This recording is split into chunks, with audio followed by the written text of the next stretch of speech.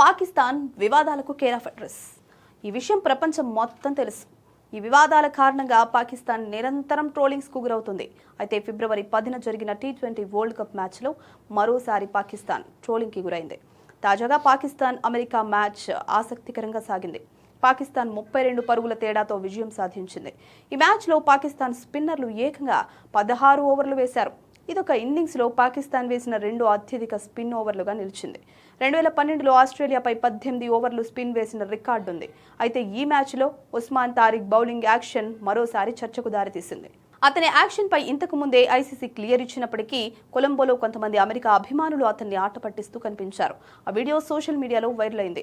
గతంలో ఆస్ట్రేలియా ఆటగాడు Cameron green సైతం తారిక్ ను అవుట్ అయిన తర్వాత చెకింగ్ సంకేతం చూపిన విషయం తెలిసిందే.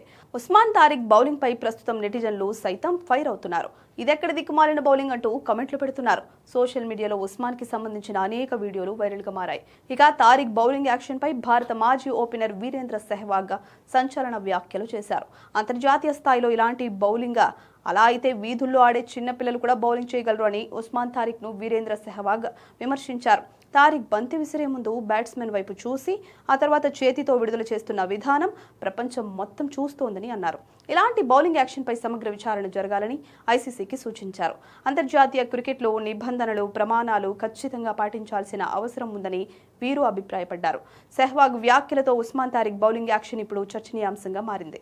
వీరేంద్ర సెహ్వాగ్ చేసిన వ్యాఖ్యలు సోషల్ మీడియాలో వైరల్ అవుతున్నాయి.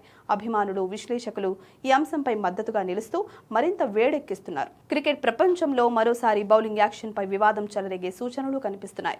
యుఎస్ఏ మ్యాచ్ లో ఉస్మాన్ తారిక్ 4 ఓవర్లు బౌలింగ్ చేసి 27 పరుగులిచ్చి 3 వికెట్లు పడగొట్టాడు. తారిక్ త్రో వేస్తున్నాడు అంటూ యుఎస్ఏ ఫ్యాన్స్ మైదానంలో అరుస్తూ ఇమిటేట్ చేస్తూ గోల చేశారు.